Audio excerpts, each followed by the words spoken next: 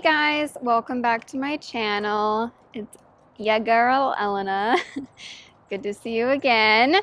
So this week I went to the thrift store again and I found another sheet and it was on sale for $2, which again, I just couldn't pass it up.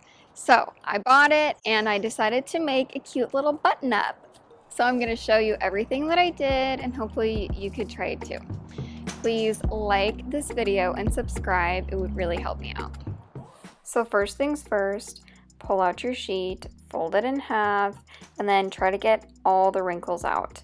I wanted to do a button-up kind of scoop neck top, and so I pulled out a pattern that I have, just some random scoop neck pattern, and I was going to use that to go off of for the top. So as you can see, I have a front bodice piece and a back bodice piece.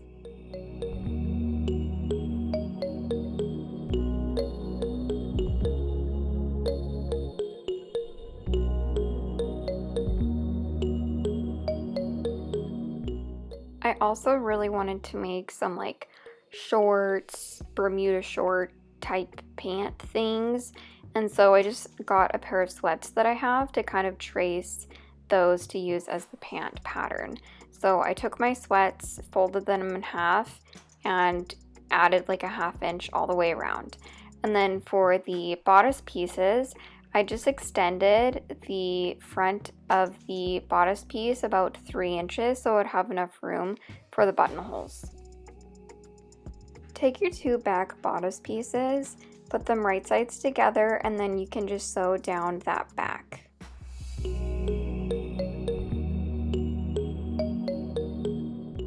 Next is time for the button part of your shirt. So I'm taking the front of my bodice and folding over that extra 3 inches. I folded it over all the way and then remembered that I wanted them to overlap a little bit. So I'm basically folding it over about 2.5 inches and then just pinning the bottom and then doing that to the other side of my bodice piece as well. To keep that fold down, I'm just going to attach it with just a straight stitch along the top of the bodice and the bottom. Now it is time to put the bodice front pieces to the bodice back piece. So just take your left front piece and pin it along the shoulders and then do that again for the right side and then sew along both shoulders, right sides together. Next we're ready for the sleeves. So just take that cutout sleeve piece and then fold out your bodice so that you have that armhole all the way open, extended. So just take the side of your sleeve, pin it, and then just go around the curve and you're ready to sew. Just go ahead and sew along that curve. If you have any excess fabric, you can either gather that or do a little tiny pucker at the top of the shoulder like I did. Once you have sewn all along the shoulders of both sleeves, then you're ready to sew along and attach the bottom of the sleeve and the side seams of your bodice. So just go ahead and sew all the way down, making sure that you don't run out of bobbin thread in the middle like I do literally every time. I don't know, it's some kind of curse, I guess. I don't wish it upon you. So I'm just checking my work and making sure that my little puff looks cute and all the seams are lining up. After further inspection, I realized that I wanted the scoop in the front to be deeper, so I just went ahead and cut a lower scoop in the front, and then I am just trimming the sleeves so that they're a bit shorter. I wanted them to be a little bit shorter, not as much like a 3/4 sleeve, so I'm cutting off a couple of inches.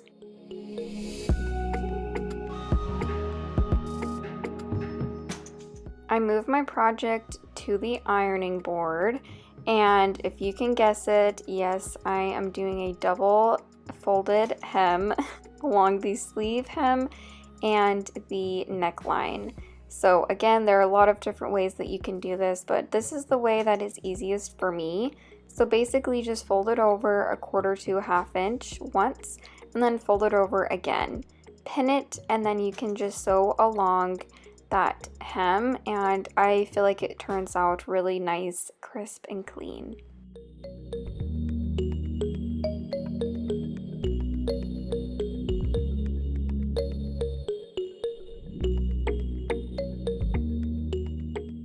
Now it's time to put on the beloved buttons. I love this part because things are starting to feel like it's coming together. So at this point, I'm just trying to decide how far apart I want them and where I want them to start and end. So I decided where I wanted my button to start, marked it with a pencil, and then thought about how many buttons I wanted to put on. So I kind of picked amount of width that I wanted between each button. I think I did about 4-ish inches, and then I just went all the way down, marking with a pencil. Before you start making your buttonholes on your actual shirt, I suggest that you do it on a scrap piece of fabric first to make sure that you have the right size for your button. So do it first, cut it open, and make sure that your button fits through with ease. And then you can go ahead and mark exactly where you want each buttonhole to go on your shirt, and then just go ahead and do each one. I have a buttonhole foot, and that makes it really slick and smooth. Now for the bottom hem of the shirt, I'm just making sure that it's all one length, and then like normal, I am doing a double folded hem. So just fold it down about 1/4 to 1/2 inch, fold it again, pin it, and then just go ahead and sew a straight stitch all the way along.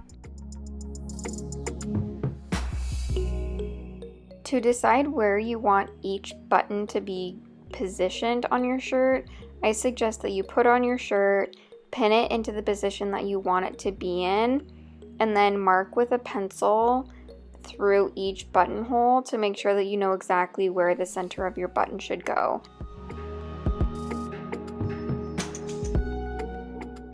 If you can, I find that it looks the best if you can kind of hide the back of your button.